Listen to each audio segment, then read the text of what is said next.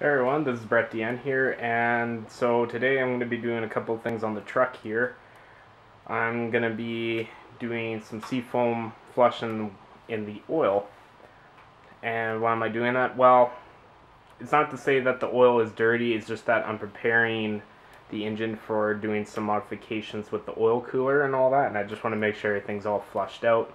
Basically what I'll be doing is removing the oil cooler and the adapter, and I'm going to the old school small block Chevy design, or basically if you have one of these 90s trucks, basically it's the two-wheel drive version where it's just a straight up and down filter instead of the 90-degree like on the four-wheel drives to clear the drive shaft. So, and since I have to do an oil change anyway in about 400 kilometers, I just thought I would flush out the oil, clean everything out, and then change the oil and change that adapter. So I'll show you kind of the setup that I got going over here. So basically this is the adapter I have. This is an All-Star Performance Chevy oil filter adapter, but as far as I can tell, this part always gets rebranded because I've seen a lot of other companies use that same OFA 305 part number. But basically all of them are just kind of the same unless you buy like a non-bypassed one. And so this gets rid of the 90-degree part and the cooler because my lines on the truck are leaking like a sieve. I think I use about 1.5 quarts per 1,500 kilometers, so it's pretty greasy. And I just topped up the oil maybe like a month ago, and it's already down to half, so it's pretty bad. But anyway, hopefully it gonna switch over to this adapter when I have to change the oil, and hopefully everything will work out. I've heard lots of people say that you get about 10 plus pounds of pressure when you do this. I think that's absolutely crazy that you can gain oil pressure from switching out the cooler, and my only reason of thought of thinking how that works is that when you put in a new adapter, you also have a new bypass valve, which is right there. It's kind of a fiber disc with a spring. That's my only reason I thought of how the oil pressure can increase by going to the straight adapter compared to the 90. I also heard some forms of thought that some people say that the holy chang that the 90-degree adapter doesn't filter 50% of the oil or something. Like someone who claimed to be a GM engineer said that. That means always go by my goddamn house. I don't know how much of that is true, but whatever the case is, I'll keep a monitor on the oil pressure and see how it is. So anyway, let's check out the oil.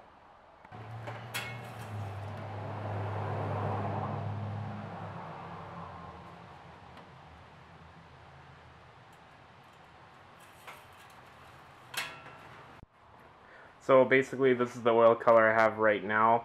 There's still about a couple 100K left on the oil, but it looks fairly clean. Like these are other tests I did just to check level, but this is the actual color test. So what I'm going to do here is just start up the truck before doing the SeaFoam just to see where the oil pressure is at. So it looks like we're at about 60 degrees Celsius.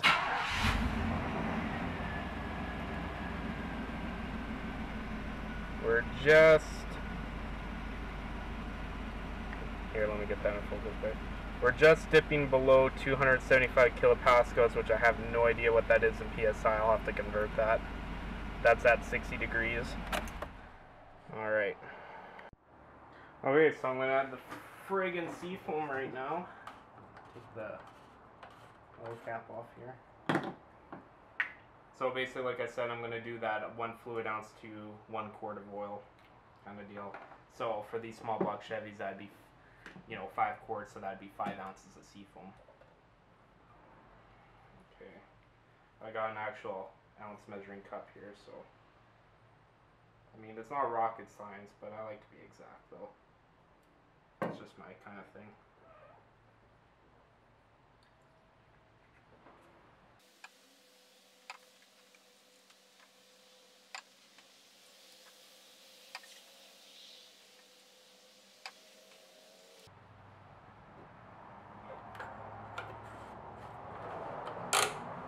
Now that I add the SeaFoam, I'm just going to drive about, I think they wanted about 100 miles minimum. I'm just going to do about 150 miles, which whatever that is in kilometers because I'm Canadian and the metric system's kind of whacked like that.